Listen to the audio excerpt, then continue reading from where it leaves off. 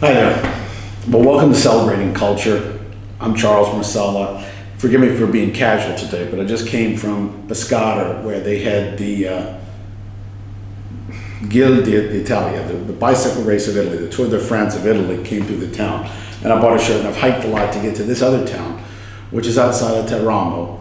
This is the fortress of the Civitella Vid.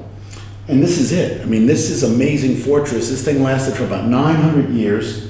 You can see how big it is. And I've been walking it, but with significance, if you're from New Orleans especially, is that everything we've read indicates this was the last spot in the unification of Italy. This is where Garibaldi had the prisoners, and this was the last place to fall when they unified Italy.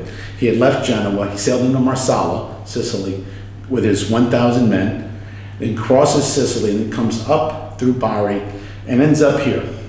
And then a gentleman named Major Wheat, Roberto Wheat, who was from New Orleans and had fought in the Mexican-American War, realized that war was breaking out in America. This is on March 17th, St. Patrick's Day of 1861. And he says, let me take some of these POWs to New Orleans to fight as Confederates. And that's what I'm here researching, the fact that roughly 6 ships, maybe as many as 1,200 men, left the fortress, the Civitella Vid, in Abruzzo, Italy, by Teramo, and sailed to New Orleans. And we found the names of the ship. One was a thing called the Ben Franklin. They may have been a George Washington ship. The other names escape me right now. But this fortress is still in great museum, bookstore. I'm having a wonderful time seeing it. And I'm going to learn about what they have on display. They have a lot talking about up until March 20th of 1861.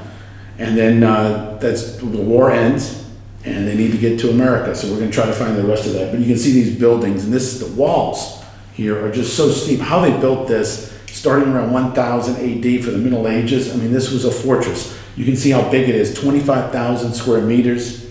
The soldiers' quarters, the bakery, the showers or the latrines or everything were just amazing to think of the expanse of this facility that they call the Fortress of the Civitella Vid.